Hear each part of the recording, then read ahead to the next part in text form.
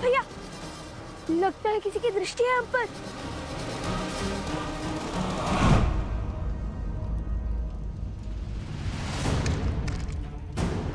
भैया, ये तो दलदल है।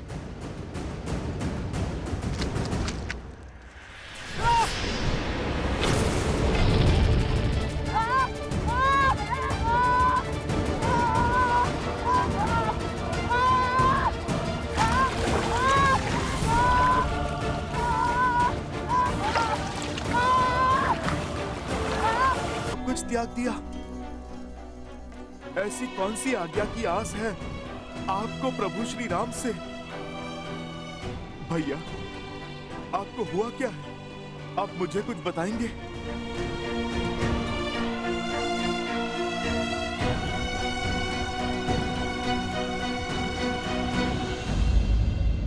लक्ष्मण भैया, मैं इस अयोध्या में केवल प्रभु श्री राम का सेवक ही नहीं, अपितु संपूर्ण रघुकुल का सेवक हूँ। लक्ष्मण भैया, मित्र नहीं तो सेवक समझकर ही अपनी व्यथा बता दीजिए। हनुमान जी, आप ही के कारण तो ये लक्ष्मण युद्ध भूमि में मृत्यु के मुख से पुनः जीवन को प्राप्त कर पाया था। स्वयं को मेरा सेवक कहकर मुझे पाप का भागी मत बनाइए। आपका स्थान तो इस रघुकुल में मुझसे 100 गुना ऊंचा है। प्रभु श्री राम जिस रूप में आपको मिले, हमें कभी न मिल पाए। कितने अभागे हैं आप। मैं अपनी व्यथा से आपको चिंतित नहीं करना चाहता, केवल इतना कहूंगा कि इस समय भैया को आपकी अत्यंत आवश्यकता है। ऐसा क्या हुआ लक्ष्मण भैया जो बात आपको कचोट रही है, मेरे प्रभु को पीड़ा दे रही है? उसके विचार मात्र से मैं चिंतित हो उठा हूं भैया। अब शेष है तो केवल इस समस्या का हल, इस संकट का निवारण। क्या इस समस्या का निवारण ढूंढ पाएंगे आप? लक्ष्मण भैया, राम काज करने के लिए तो मैं कुछ भी कर सकता हूँ। असंभव से असंभव संकट हल किए हैं मैंने, आप तो सब जानते हैं लक्ष्मण भैया। बताइए लक्ष्मण भैया, आप मुझे बताइए क्या है आपकी समस्या? भैया से कोई भेंट करने आया था हनुमान जी, जिसके पास भाभी माँ की मुद्रिका थी।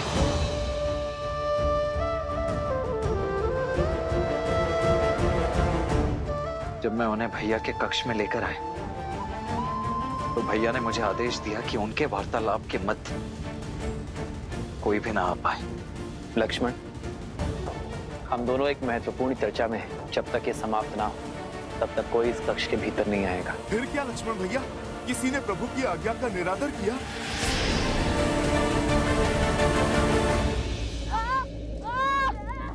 शांत, कुछ पूर्णतः शांत हो जाओ।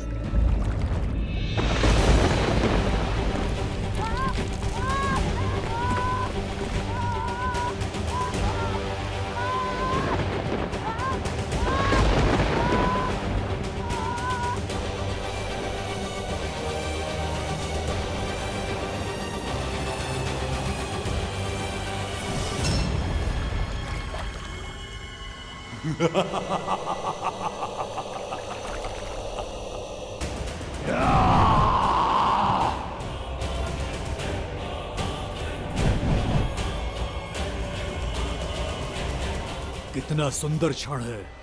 अयोध्या के कल लव कुश मेरे पाश में फंसी गए, वो भी इतनी सरलता से। अद्भुत। अच्छा, तो तुम हमें पहचानते हो तो फिर ये भी ज्ञात होगा कि हम तुम जैसे कई असुरों का काल बन चुके हैं। बीते कल की नहीं, इस क्षण की बात करो मूर्ख बालको। तुम्हें फंसाने में मुझे एक क्षण नहीं लगा। इतनी बड़ी बड़ी बातें करते हो। कदाचित तुम समझे नहीं कि तुम किस माया की चपेट में हो, इसलिए तुम्हारी आंखों में भय नहीं, विद्रोह है, युद्ध की ललक है।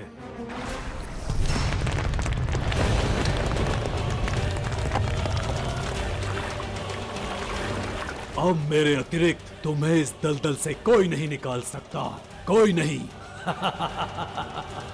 कौन है तू? अपना परिचय दो। क्यों नहीं, मृत्यु को प्राप्त होने वाले की अंतिम इच्छा अवश्य संपूर्ण होगी, ताकि तुम्हारी आंखों में भय के बादल देख पाऊं मैं चंद्रबाहु पुत्र अष्टबाहु हूं।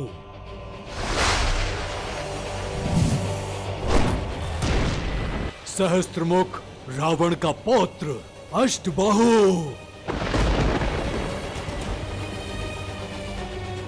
मेरे कुल, मेरे परिवार के विनाश का प्रतिशोध है ये कि तुम यहां तड़प तड़प कर मरोगे और तुम्हारे पिता राम तुम्हारे वियोग की पीड़ा में वहां मृत्यु को प्राप्त होगा। रघुकुल के अंत के साथ ही मेरे पिता की मृत्यु का प्रतिशोध पूरा होगा, मेरे पूर्वजों का पिंडदान संपूर्ण होगा।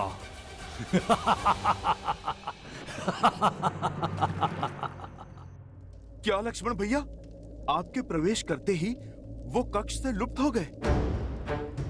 लक्ष्मण भैया, आपने उन्हें पहचाना नहीं? पहले कभी देखा नहीं?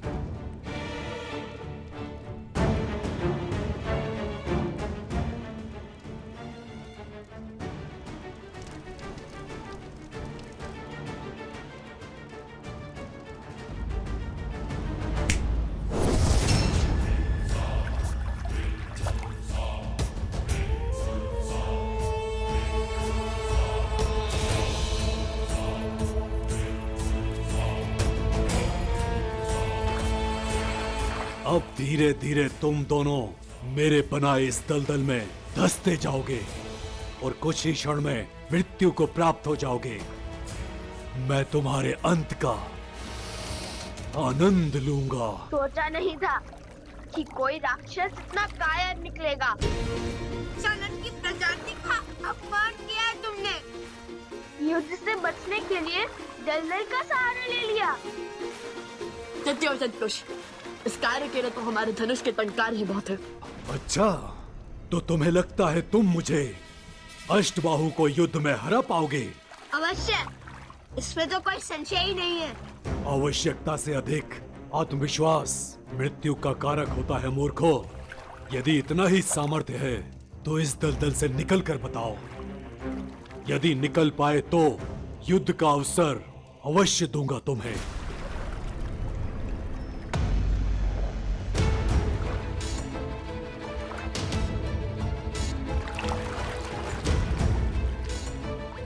मूर्ख, कोई लाभ नहीं होगा इस वस्त्र का। यहाँ आसपास कोई वृक्ष नहीं है जिस पर लटक सको।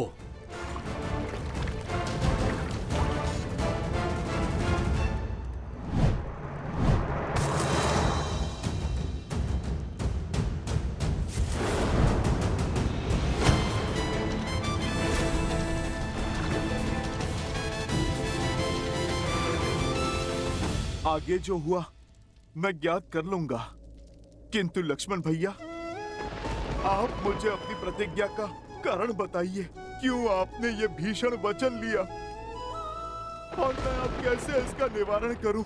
अयोध्यापति का आदेश था कि जो भी उस वार्तालाप के मध्य में आएगा वो मृत्यु को प्राप्त होगा।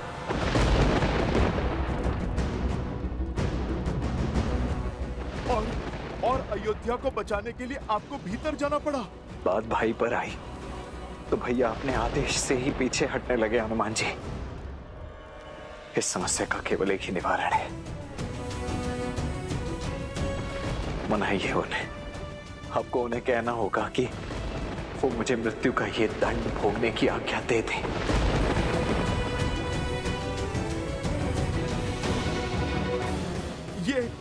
ये क्या कह रहे हैं आप लक्ष्मण भैया? आपके बिना अयोध्या और अयोध्यापति दोनों अपूर्ण हैं। मैं भला प्रभु को कैसे मनाऊं कि आपको मृत्यु दंड?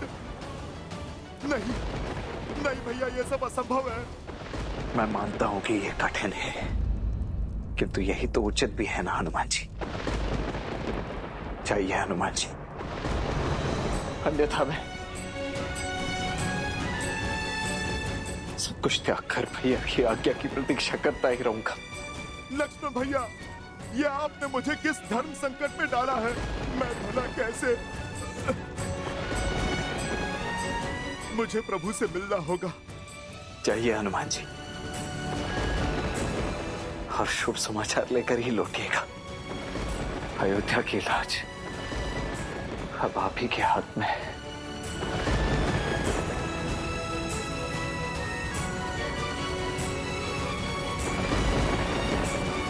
देखा अष्टबाहु, सियाराम के पुत्र लव कुश है असंभव को संभव कर देते हैं।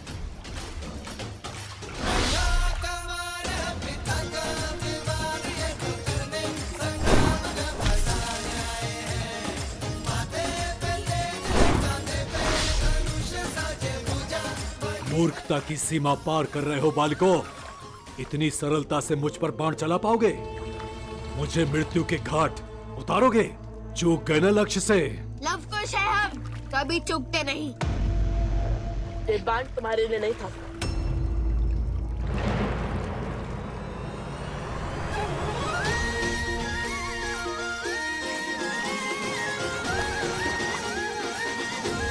कृष्ण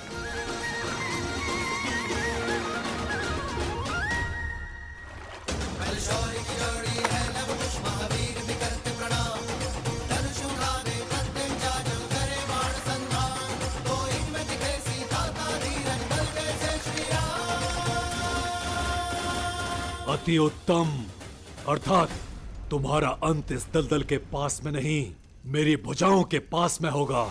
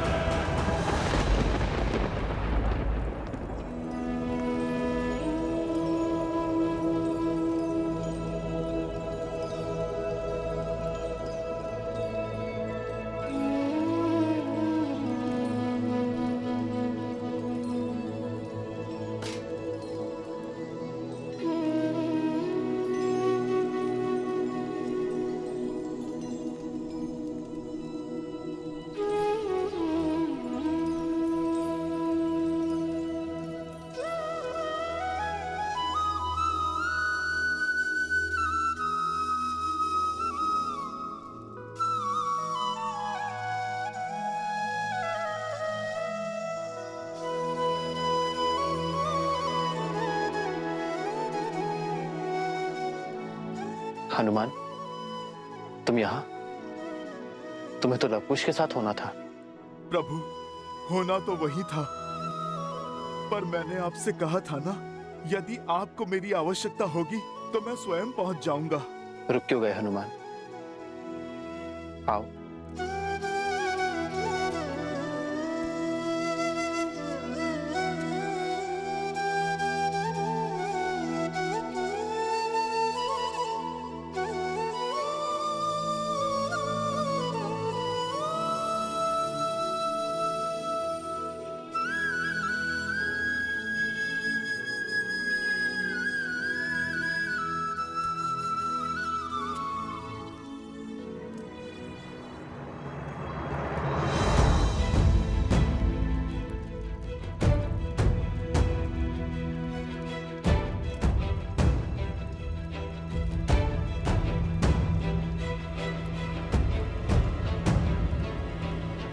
लक्ष्मण, यहाँ?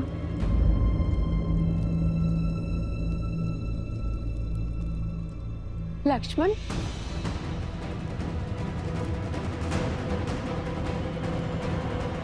माता। पुत्र, यहाँ क्या कर रहे हो? यूं मुकुट हटा के शून्य भाव से कोई समस्या है? लक्ष्मण, बोलो ना पुत्र, क्या हुआ?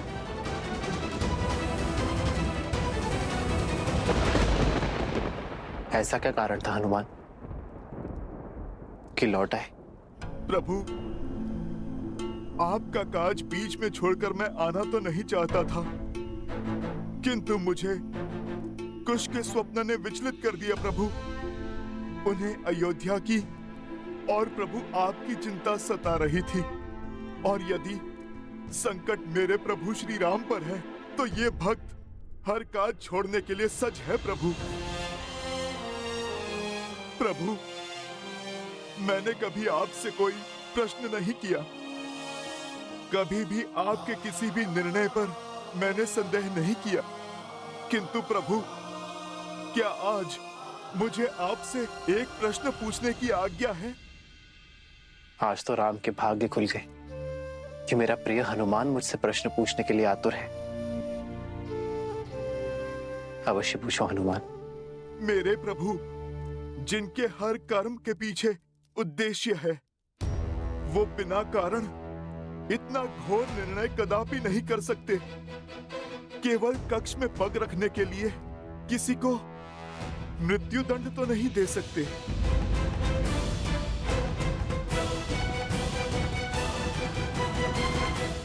वो प्रभु, जिससे भेंट की बाधा का दंड इतना घोर था कि लक्ष्मण भैया प्रभु आपसे स्वयं मृत्यु दंड की आज्ञा मांग रहे हैं। प्रभु, मेरी अनुपस्थिति में इतना सब कुछ कैसे घट गया, जिसने इस संपूर्ण रघुकुल को व्याकुल कर दिया?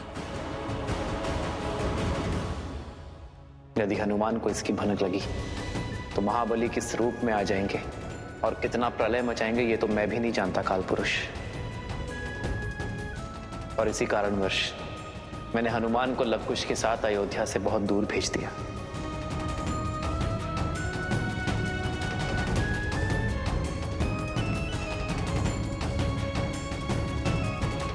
यदि मैं इस प्रश्न का उत्तर ना दे सकूं तो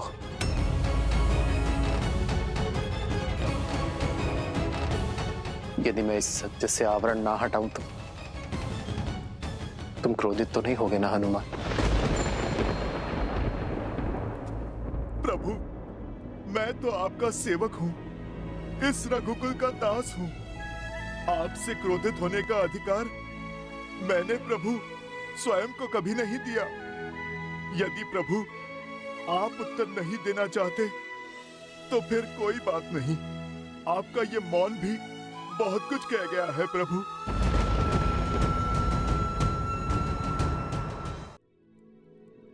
बड़े मीठे शब्द चुनते हो हनुमान। समस्या का निवारण केवल बल से ही नहीं, बुद्धि से भी करने में सक्षम हो तुम। आशा करता हूं कि वचन की उन बेड़ियों से भी परिचित हो जिनसे ऊपर मैं भी नहीं हूं। मैं समझता हूं प्रभु, सब समझता हूं। प्रभु, मैं बस आपसे ये कहना चाहता हूं कि जो घट चुका है उसे मैं बदल तो नहीं सकता। नहीं, मैं आपको ये कह सकता हूं कि लक्ष्मण भैया जो आज्ञा मांग रहे हैं वो उन्हें दे दीजिए, क्योंकि यदि मैं भी आपके स्थान पर होता तो अपने अनुज को मृत्यु के मुख में कभी नहीं डाल पाता। किंतु प्रभु, मेरे यहाँ ना रहने पर जिस नियति ने अपना चक्र इतने घोर रूप से चलाया है कि आज बात मेरे लक्ष्मण भैया के जीवन पर आ गई। मेरे प्रभु श्री राम प्रश्नों के घेरे में खड़े हो गए। प्रभु, जिसके कारण आज काल की छाया इस अयोध्या पर पड़ चुकी है। मैं वचन देता हूं, आज के पश्चात ऐसा कुछ भी नहीं होने दूंगा जिसके कारण मेरे रघुकुल पर, मेरे परिवार पर और मेरे प्रभु श्री राम पर कोई संकट आए।